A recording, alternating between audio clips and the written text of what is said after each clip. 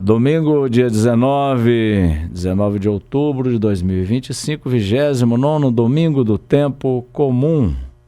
É dia das missões e da obra pontifícia da infância missionária. Vamos às leituras bíblicas. Primeira leitura, Êxodo 17, 8 a 13. Moisés invocava a Deus, assim suas mãos não se fatigaram até o pôr do sol. E Josué derrotou Amaleque e sua gente a fio de espada. O salmo responsorial, Salmo 120, 121. Do Senhor é que me vem o meu socorro, do Senhor que fez o céu e fez a terra. Eu levanto os meus olhos para os montes, de onde pode vir o meu socorro? Do Senhor é que me vem o meu socorro, o Senhor que fez o céu e fez a terra. Segunda leitura, segunda carta de Paulo a Timóteo, capítulo 3, versículo 14, capítulo 4, versículo 2.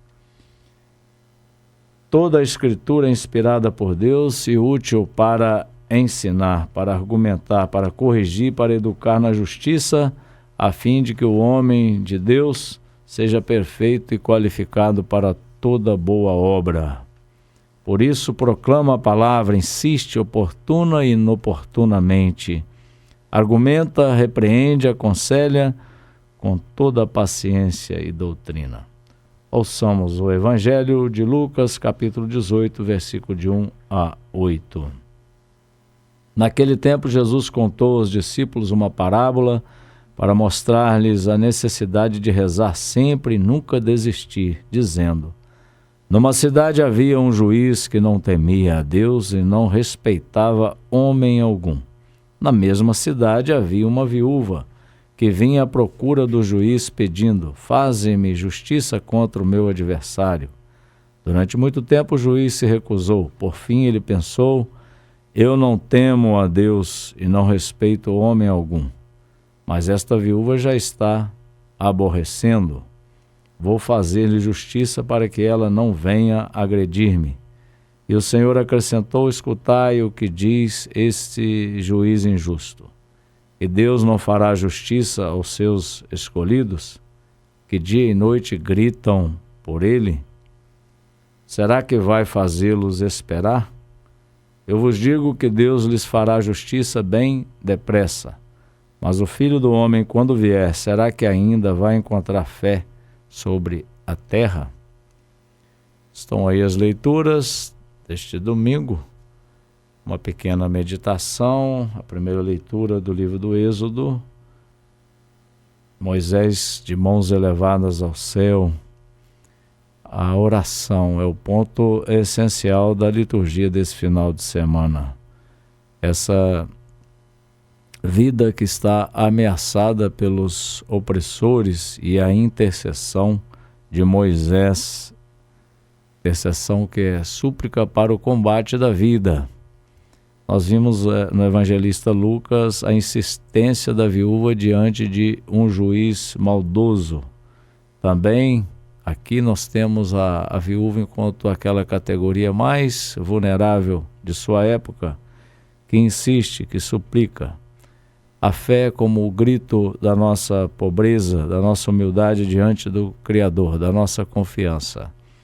E São Paulo recomenda a Timóteo que ele seja firme no anúncio da palavra. Anuncia oportuna e inoportunamente.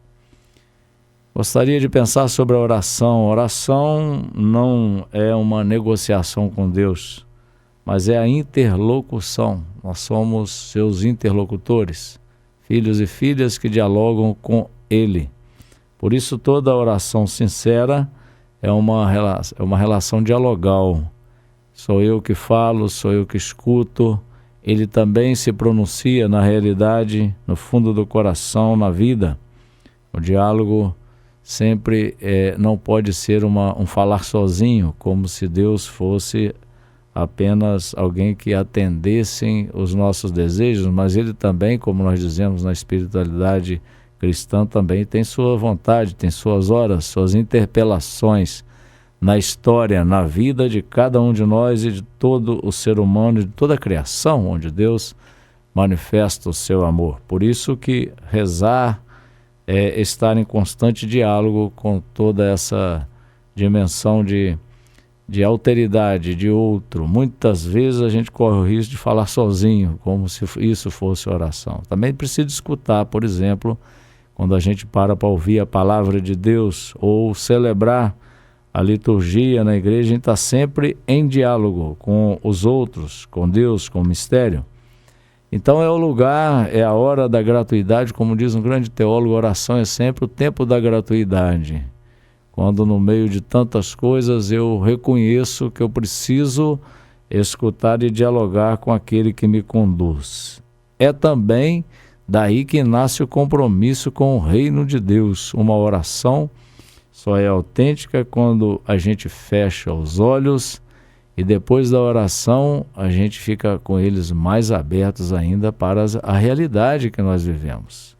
E aí nasce o nosso compromisso com a ética, em ser justos, em amar o próximo, em cuidar da criação. Então a oração da igreja é sempre uma fonte riquíssima para nos fazer ainda mais sintonizados com o reino de Deus e agir em nossa vida missionária com os pés no chão da nossa história. Essa é uma equação que eu venho aprendendo muito ao longo da vida, né? Fechar os olhos para que eles depois se tornem ainda mais abertos diante da vida, inclusive para enfrentar as realidades que não são de acordo com o projeto de Deus. Imagina um cristão com toda a vida sacramental, com toda a sua fonte de oração, sua participação na igreja, que não se torna uma pessoa melhor. É contraditório, que não ajuda o irmão, que não se preocupa com os problemas da realidade.